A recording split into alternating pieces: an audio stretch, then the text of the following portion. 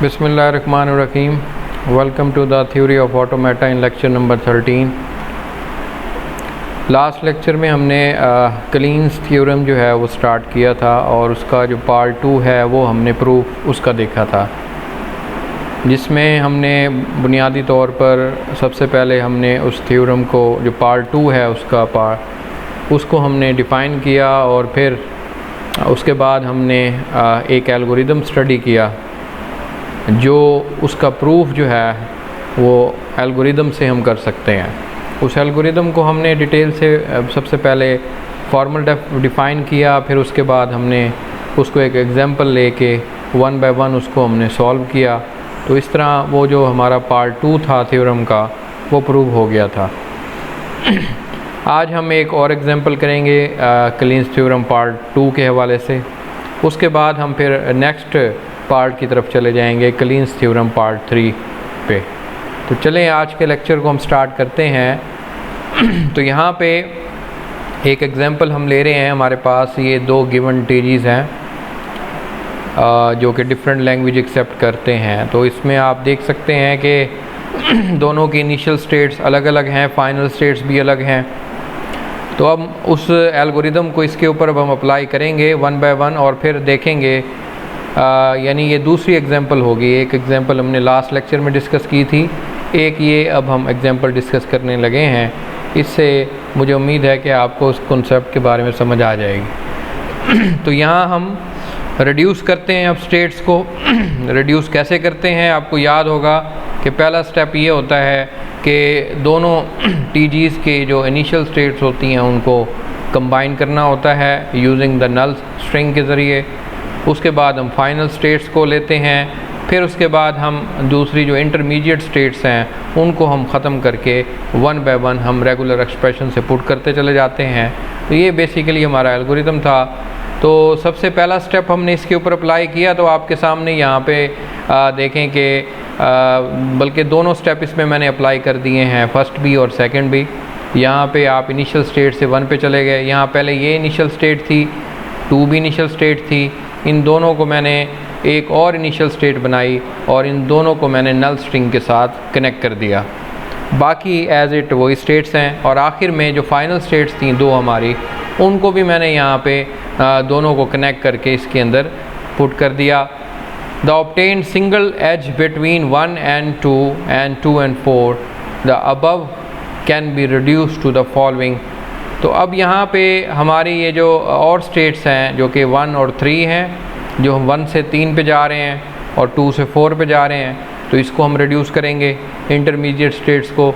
तो रिड्यूस करने का तरीका आपको पता है कि जो इनकमिंग यानी यहाँ से हम इधर जा रहे हैं बी को रीड करके, तो हम यहाँ एक ही स्टेट बनाएंगे और बी पे ही एक लूप, बी का एक लूप पहले भी लगा हुआ है, एक और लूप लगा देंगे। इसी तरह हम ए के लिए भी जो है वो उसके ऊपर कर देंगे। तो यहाँ पे अब आप देखें कि हमने क्या किया है, बेसिकली b प्लस डबल ए कर दिया, नीचे a प्लस डबल b कर दिया, ये हमें कहा गया था। तो यहाँ पे अब आप देख लें इन दोनों स्टेट्स में जो डिफरेंस है कि ये जो सर्किट था, ये वाला सर्किट, इसको हमने ये रिमूव कर दिया इस रेगुलर एक्सप्रेशन से और इसको हमने इस रेगुलर एक्सप्रेशन से रिमूव कर दिया। अब आगे हम बात करें तो अब अभी भी इसके अंदर इंटरमीडिएट स्टेट्स हैं, ये 1 और 3 और 2 और 4, इनको भी हम रिमूव करेंगे। तो बेसिकली इन तीनों को हम चारों को इकट्ठा कर लेंगे, एक रेगुलर एक्सप्रेशन बना लेंगे और नीचे वाले हिस्से की भी एक रेगुलर एक्सप्रेशन बना लेंगे।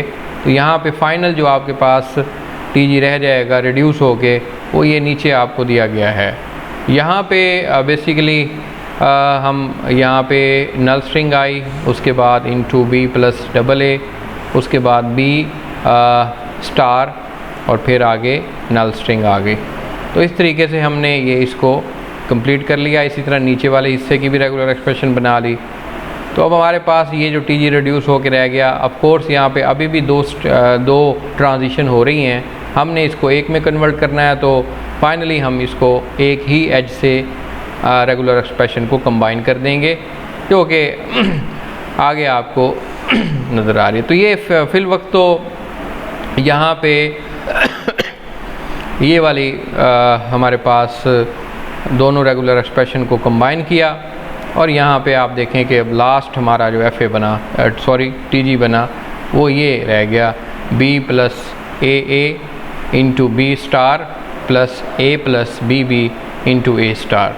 तो ये हमने कंबाइन कर दिया, इसमें से नल स्ट्रिंग भी रिमूव की, तो रेगुलर एक्सप्रेशन जो हमारे पास जो रिक्वायर्ड थी तो ये आपके पास फाइनलाइज हो गई। तो ये एक एग्जांपल थी जो कि हमने लास्ट कंटिन्यूएशन पे एक और एग्जांपल की। एक और एग्जांपल करते हैं इसी हवाले से कि हमें एक और जो हमारी फेमस लैंग्वेज थी जो हम पिछले कॉन्सेप्ट्स में भी स्टडी करते आए हैं, वो इवन निमन लैंग्वेज थी, उसका भी हम ये आपको टीजी दिया गया है, इसको हम अब कन्वर्ट करेंगे वही मेथड से, उसी एल्गोरिदम से, और इसको देखेंगे कि एक रेगुलर एक्सप्रेशन में कैसे लेके आते हैं। यहाँ पे वही काम हमने करना है। इस एग्जांपल में भी इनिशियल स्टेट्स टीजी जो है वो एज वेल इसमें दो तो नहीं है, सिर्फ एक ही है इसमें। तो इसमें ज़ाहिर है एक से ज़्यादा इनिशियल स्टेट भी नहीं है, एक से ज़्यादा फाइनल स्टेट भी नहीं है, तो वो थोड़ा सा डिफरेंस है, तो इसको भी हम देख लेते हैं। यहाँ पे अब हमने सबसे पहले यहाँ पे क्या किया कि हमने हमारे पास अगर इस एफ ए को आप देखें कि यही इनिशियल स्टेट थी, यही फाइनल स्टेट थी, और इसको हमने अब दो हिस्सों में तोड़ दिया। इनिशियल के लिए हमने स्टेट 3 बना ली और फाइनल के लिए हमने स्टेट 4 बना दी, और इन दोनों को हमने नल स्टेट से कनेक्ट कर दिया जैसे कि हमें यहाँ पे नज़र आया। उसके बाद हमने बाकी अब स्टेट्स को रिड्यूस करना है, जैसा कि आपको पता है ये सर्किट है, इसको रिमूव करेंगे हम, और सर्किट अब हम यहाँ पे देखें रिमूव कर दिया। अगर आपको यहाँ पे देखें कि 1 से ए बी प्लस बी ए को रीड करके 2 पे चले जाते हैं, और यहाँ से ए बी और बी प्लस ए को फिर हम वापस आ जाते हैं। तो बेसिकली हम यहाँ पे ही रहते हैं, तो इसको हम लूप के ज़रिए देखें यहाँ पे हमने कवर कर लिया। तो ये लूप के ज़रिए यहाँ पे एलिमिनेट कर लिया, और ये हमारा वही लूप जो एज इट पहले था। अभी भी इसमें जो है वो अब आप देखें कि सिंगल लूप के अंदर हम इसको लेके आएंगे, तो सिंगल लूप में देखें कि हमने उसको उठा के एंड में डाल दिया। तो यहाँ पे अब हमारे पास जो ये एक्सप्रेशन बन गई वो A plus B B plus A B plus B A plus A plus B B whole star and into A B plus B A. आखिर में हमारे पास ये अब नल स्ट्रिंग वाली ये चीज़ ख़त्म करनी है हमने। तो ऑफ कोर्स यहाँ पे अब आप देखें कि 3 से हम 4 पे गए, इधर भी नल स्ट्रिंग आ गई, इधर भी नल स्ट्रिंग आ गई। तो ये हमारे पास फाइनल जो रेगुलर एक्सप्रेशन निकल के आई वो ये हमारे पास फाइनल बन गई। तो देखें हम सिस्टमेटिक तरीके से हमने किस एल्गोरिदम को इस्तेमाल करके ये 1 बाय 1 स्टेप अप्लाई करके रेगुलर एक्सप्रेशन में इसको कन्वर्ट कर लिया क्लीन्स थ्योरम पार्ट 2 के हवाले से।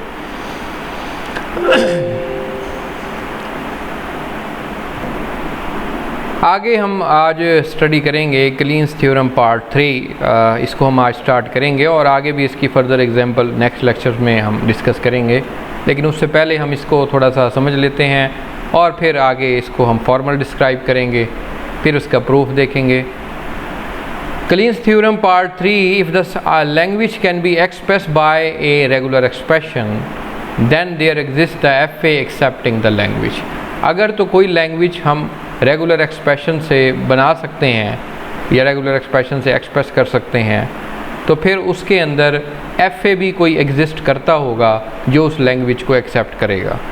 तो ये एक हमारा यानी क्लेम है, इसको हम आगे अब हम प्रूव करेंगे। As the regular expression is obtain applying addition, concatenation and closure on the letters of an alphabet and the null string. So while building the regular expression, sometimes the corresponding FA may be the built easily and as shown in the following examples. हम कह ये रहे हैं कि regular expressions जो हमें मिलेंगी, हम उन रेगुलर एक्सप्रेशंस को ऐड कर सकते हैं, कैनकेटिनेट कर सकते हैं, इवन कि उनका क्लोजर भी ले सकते हैं, जो भी अल्फ़ाबेट उसमें इस्तेमाल होते हैं, या फिर उसके अंदर इवन के नल स्ट्रिंग का भी हम ये कर सकते हैं। तो इस तरह वो रेगुलर एक्सप्रेशन बनती है, और उसी तरीके से फिर हम उनका एफ ए बनाते हैं, जैसे कि हमने देखा था पिछले कई एग्जांपल्स में और पिछले कई लेक्चर्स में। तो अब हम एक और एग्जांपल यहाँ पे देखते हैं। यहाँ पे अब आप देखें कि consider the following language defined over the sigma is equal to a, b consisting only the b and this language में accepted by the following FA। तो ये जो हमारी लैंग्वेज है ये सिर्फ B को एक्सेप्ट कर रही है, लेटर को। तो B एक्सेप्ट के लिए जो हमने यहाँ पे FA बनाया, हमारे पास 3 स्टेट्स हैं, 1 इनिशियल स्टेट है और ये फाइनल स्टेट है। बेसिकली हम यहाँ से स्टार्ट अगर इनिशियल स्टेट से हो रहे हैं तो अगर तो लेटर A आता है तो हम यहाँ चले जाते हैं, यहाँ से बाकी 1 के ऊपर कहीं आगे और जाने का रास्ता नहीं है, और तो मतलब यहाँ पे आके हम स्टक हो जाएंगे। हाँ, अलबत्ता यहाँ से अगर हम B रीड करते हैं तो हम फाइनल स्टेट पे चले जाते हैं, तो यहाँ पे वो एक्सेप्ट हो जाएगा। अगर यहाँ पे फिर दोबारा B आ गया या A आ गया तो फिर हम दोबारा 1 पे चले जाएंगे और यहाँ पे फिर जाके हम स्टक हो जाएंगे। बेसिकली इस FA के अंदर सिर्फ एक ही लैंग्वेज एक्सेप्ट हो रही है और वो है B। तो इसको आप देखें। एक और यहाँ पे लैंग्वेज आप देखें कि हमारे पास sigma is equal to A, B consisting only the question mark. Question mark का मतलब यहाँ पे ये है कि कोई लैंग्वेज यहाँ पे एक्सेप्ट नहीं हो रही इस FA में। यहाँ पे आप देखें कि हमारे पास इनिशियल फाइनल स्टेट यही है। यहाँ से हम A रीड करें या B रीड करें तो हम यहाँ पे चले जाएंगे, क्योंकि यहाँ कोई स्टेट नहीं है, यहाँ से वापसी का कोई रास्ता भी नहीं है, तो इसलिए यहाँ पे हम कोई लेटर एक्सेप्ट नहीं कर रहे। अब हम आगे थ्योरम को आगे लेके चलते हैं। तो if the R1 and R2 are the regular expressions, then their sum, concatenations and closure are also regular expressions।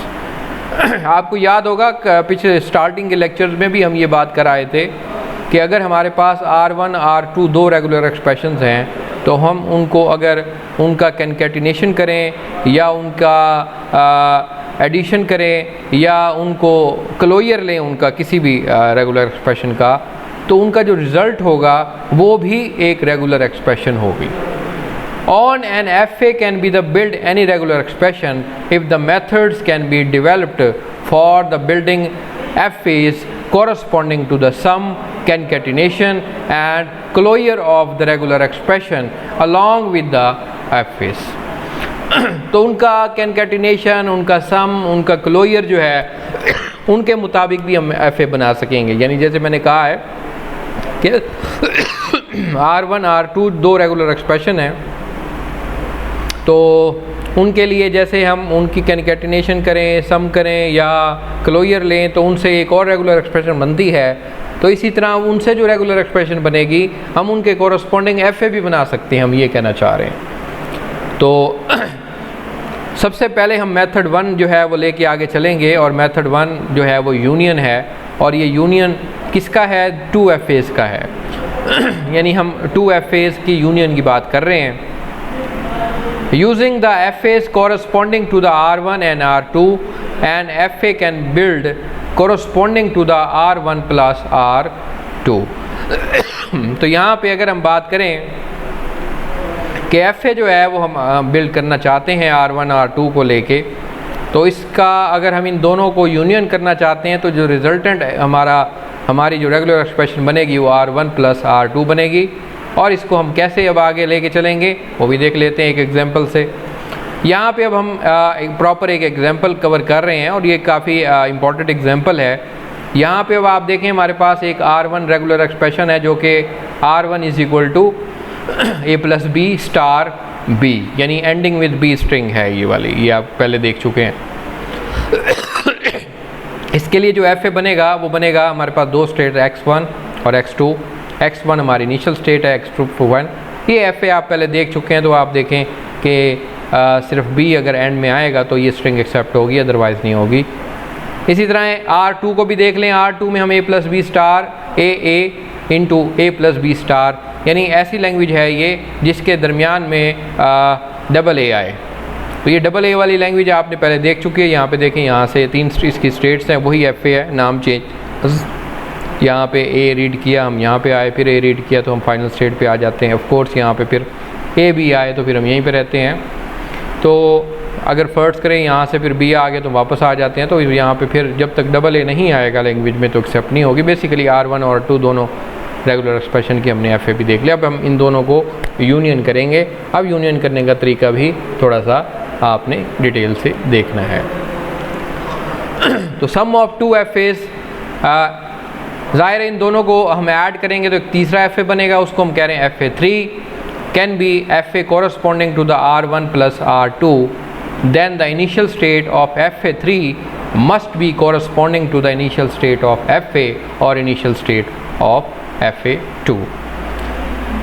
अब पहला तरीका, ये पहला जो हमारा रूल ये है कि अगर हम दोनों FAs को सम करना चाहते हैं तो सबसे पहले हमें ये तय करना होगा कि इनिशियल स्टेट किस FA की हमने लेनी है। या तो वो आप FA1 की ले सकते हैं इनिशियल स्टेट, या 2 की ले सकते हैं, दोनों की इकट्ठी नहीं ले सकते। इसलिए जो है ये भी आपने रूल याद रखना है। इसी तरह फाइनल स्टेट की भी इसी तरीके से हम बात करेंगे कि फाइनल स्टेट में जो हम तीसरा FA3 बनाएंगे तो FA1 की फाइनल स्टेट लेंगे या 2 की लेंगे या दोनों की भी ले सकते हैं। लेकिन ये बात मैं कर रहा हूँ फाइनल स्टेट के हवाले से। इनिशियल स्टेट में मैंने कहा था कि सिर्फ एक FA की 1 की या 2 की जो है वो इनिशियल स्टेट ले सकते हैं। तो यहाँ पे FA मैंने जैसे कहा इनिशियल स्टेट उनमें से किसी एक FA की लेंगे, लेकिन फाइनल स्टेट आप किसी एक की भी ले सकते हैं और बोथ यानी दोनों को भी ले सकते हैं। Since the general FA3 will be the different from the both FA1 and FA2, so the labeled or state of FA3 may be suppose Z1, Z2 and Z3 and up to the Zn। तो FA3 जो बनेगा वो ज़ाहिर है FA1 और FA2 से थोड़ा different होगा, और डिफरेंट के साथ साथ उनके जो स्टेट्स के नेम हैं वो भी हम चेंज करेंगे। जैसे कि FA3 की स्टेट में Z1, Z2 होगा, और जैसे हमने देखा है कि FA1 में Y1 और X1 यूज़ हुआ है, Y2 और X2 यूज़ हुआ। तो where the Z1 is suppose to the initial state, हम Z1 को एज इनिशियल स्टेट सपोज करेंगे।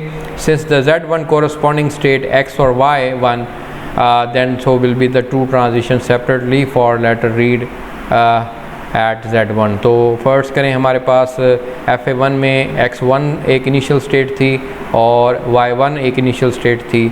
तो हम इसको स्टार्ट तो एक से ही करेंगे, या तो X1 से कर लेंगे या Y1 से स्टार्ट कर लेंगे, लेकिन इसको हम जो नाम देंगे वो Z1 देंगे as initial state. It will be given the two possibility of state either Z or different from Z1। तो process में भी express in the following transition table for, अब इसका हम transition table बनाएंगे, फिर आखिर में इसका FA जो है वो बनेगा।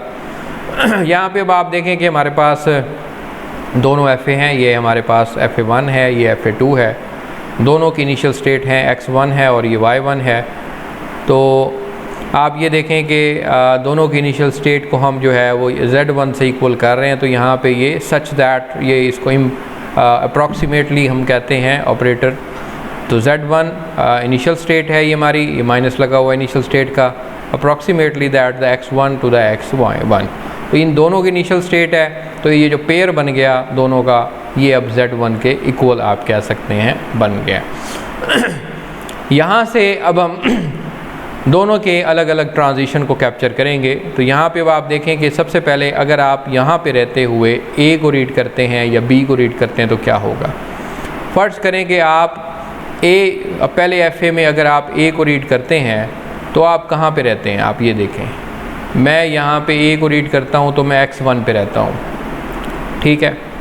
उसके बाद आप Y को भी देखें, Y1 से जब आप A को रीड करते हैं तो आप कहाँ चले जाते हैं, Y2 पे चले जाते हैं।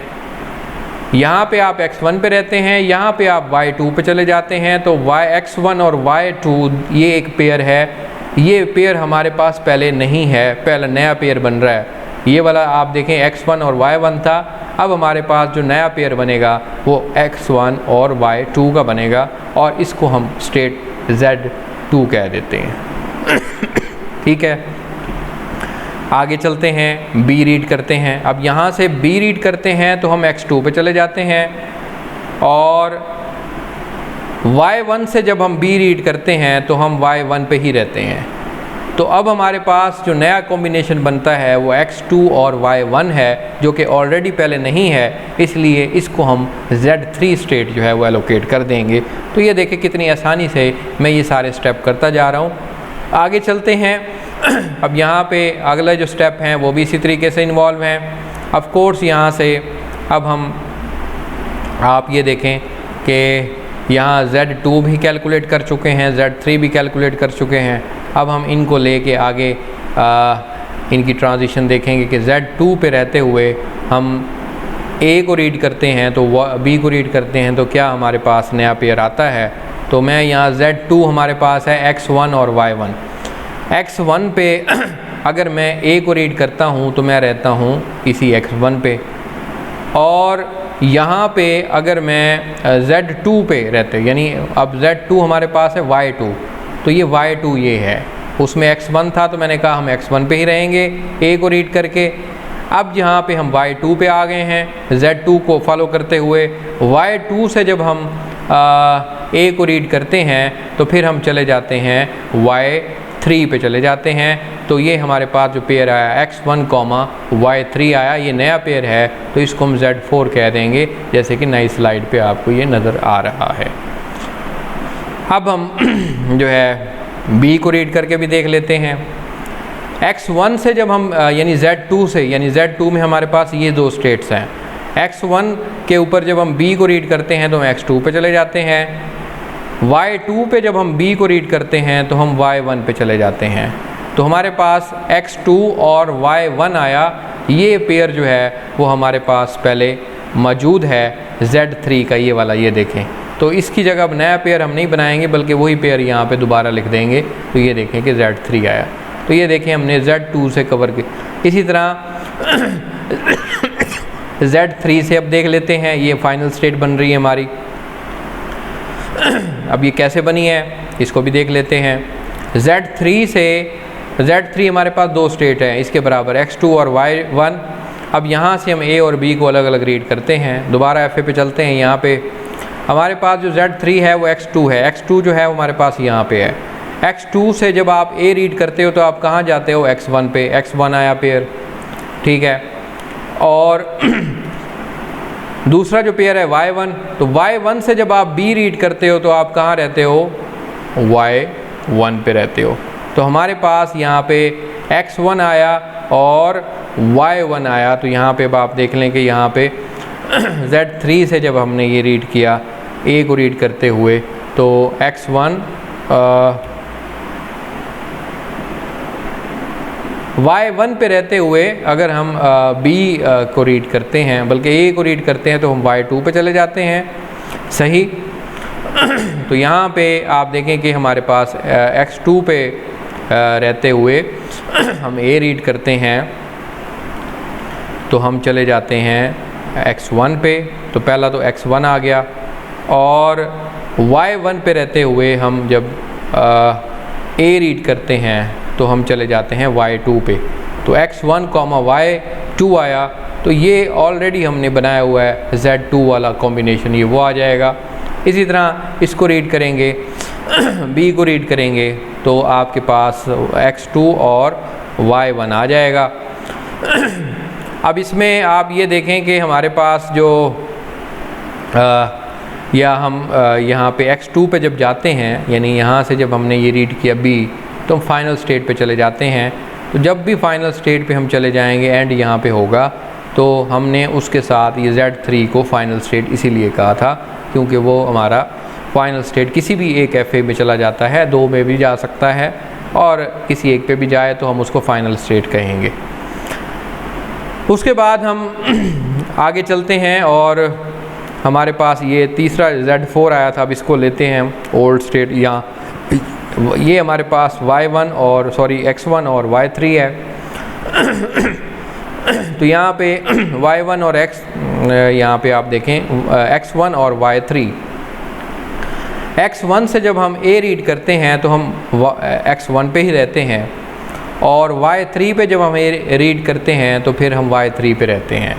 तो यहाँ पे X1 को रीड किया, X1 पे रहे, Y3 से भी A को रीड किया तो Y3 पे रहे, तो इसलिए यहाँ पे Z4 ही आ रहा है। अब यहाँ पे एक और बात जहन में रख लें कि यहाँ पे फिर भी हम फाइनल स्टेट पे यहाँ पे आ रहे हैं, तो इसलिए मैंने यहाँ पे आपको ये बता दूं कि यहाँ पे फिर मैंने यहाँ पे इसको फाइनल स्टेट कह दिया।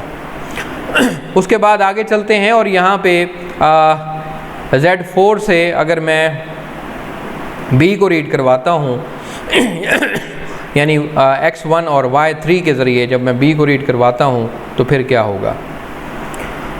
तो यहाँ पे अब आप देखें कि मैंने यहाँ पे इसको रीड करवाया x1 और y3 के ऊपर।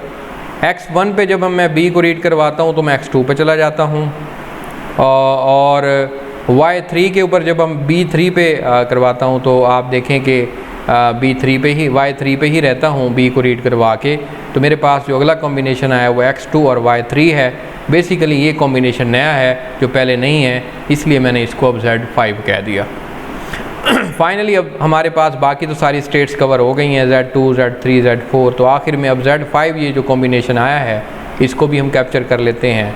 तो Z5 पे हमारे पास जो दो स्टेट्स हैं वो x2 और y3 हैं। तो यहाँ से मैं इसको अगर a को रीड करवाऊँ, किसको भला, x2 से a को रीड करवाऊँ, तो मैं दोबारा x1 पे आता हूँ, और इसी तरह y3 से मैं जब a को रीड करवाऊँ तो मैं y3 पे ही रहता हूँ। तो अगला कॉम्बिनेशन मेरे पास x1 है और y3 है। तो ये x1 y3 हम पहले ही कवर कर चुके हैं Z4 के हवाले से, तो ये Z4 आ गया। ऑफ कोर्स यहाँ पे अब ये भी हमारी फाइनल स्टेट बनेगी। क्यों बनेगी? क्योंकि इसमें भी हम y3 पे ही ट्रांजिशन ख़त्म कर रहे हैं, तो ये हमारी फाइनल स्टेट बनेगी। अनदर आखिरी जो हमारे पास b स्टेट को रीड करवाना है x2 और y3 पे, x2 पे जब हम b को रीड करवाते हैं तो हम x2 पे रहते हैं, और y3 पे जब हम b को करते हैं अगेन यहाँ पे y3 पे रहते हैं। तो ये भी देखें दोनों फाइनल स्टेट पे हमारा एंड हो रहा है। तो ये अब ये भी कॉम्बिनेशन हमारा वही Z5 ही निकला, तो यानी उसी लूप पे हम रहते हैं। तो बेसिकली आप देखें कि ये मैंने 1 बाय 1 सारी एक्सप्लेन कर दी हैं, इससे आपको ये ज़ाहिर हो गया होगा। बल्कि आप दोनों FA अपने सामने रखें और फिर ये काम करें तो काफ़ी आसान होगा। यहाँ स्लाइड्स में FA दोनों रखना पॉसिबल नहीं था, इसलिए मैं इसको इंटरचेंज कर रहा हूँ। आगे चलते हैं। अब हमारे पास ये 4 स्टेट्स Z1 से लेके Z5 तक बन गई। अब हम इसको FA में कन्वर्ट करेंगे। अब FA तो आप ऑलरेडी बन गया। Z1 से अगर आप A को रीड करें तो आप Z2 पे चले जाते हैं, Z1 से अगर आप B को रीड करें तो आप Z3 पे चले जाते हैं। इसी चीज़ को आप नया जो FA3 बनेगा उसमें लिखेंगे। इसी तरह Z2 और Z3 और Z4 इन सब को कैप्चर करने के बाद जो फाइनल रिजल्टेंट आपके पास FA3 बनेगा वो ये आपके सामने आ गया। वही Z1 से A रीड किया तो Z2 पे गए, Z1 से अगर हमने भी Z1 हमारी इनिशियल स्टेट थी, तो Z1 से अगर हम B को रीड करेंगे तो Z3 पे जाएंगे। ऑफ कोर्स ये लूप भी उसी टेबल में से हमने बना के लिखा है। ये ट्रांजिशन टेबल में से हम देख के FA कैसे बनाते हैं ये हम पहले लेक्चर्स में देख चुके हैं, तो मैं अब इसको ज़्यादा एक्सप्लेन नहीं करूँगा। फाइनली अब आपके सामने ये एक FA बन गया है। इसकी जो रेगुलर एक्सप्रेशन है, अब इन दोनों को हमने इकट्ठा कर दिया तो ये बन गई। तो ये रेगुलर एक्सप्रेशन जो है वो आपके सामने है। तो आज के लेक्चर को हम यहीं पे ख़त्म करते हैं। बेसिकली आज हमने एक तो थ्योरम 2 जो हमारा क्लीन्स थ्योरम पार्ट 2 चल रहा था, उसकी हमने 2 एग्जांपल्स देखी काफ़ी डिटेल से, इसलिए देखी ताकि आपका कॉन्सेप्ट स्ट्रॉन्ग हो जाए। उसके बाद हमने क्लीन्स थ्योरम पार्ट 3 स्टार्ट कर लिया आज, और उसमें जो पहला मेथड हमने आज पढ़ा वो था यूनियन का। तो जिसमें से हमने 2 FA यानी 2 रेगुलर एक्सप्रेशंस ली, उनको कंबाइन किया, और उनको कंबाइन करने के बाद उनके FAs को कंबाइन किया, और तीसरा एक FA बनाया जिससे हमें ये काफ़ी हेल्पफुल साबित हो गया। तो आगे हम इसको आगे लेके चलेंगे। इसके और मेथड्स भी हैं पार्ट 3 के, वो हम आगे 1 बाय 1 डिस्कस करेंगे। आप इसकी फ़र्दर ख़ुद से प्रैक्टिस करें और इसको ख़ुद से एक दफ़ा ख़ुद बनाएं, यानी इसी एग्जांपल को आप नोटबुक के ऊपर नोट करके ख़ुद बनाएं ताकि ये आपके ज़हन नशीन हो जाए। तो अगले लेक्चर तक के लिए खुदा हाफिज़।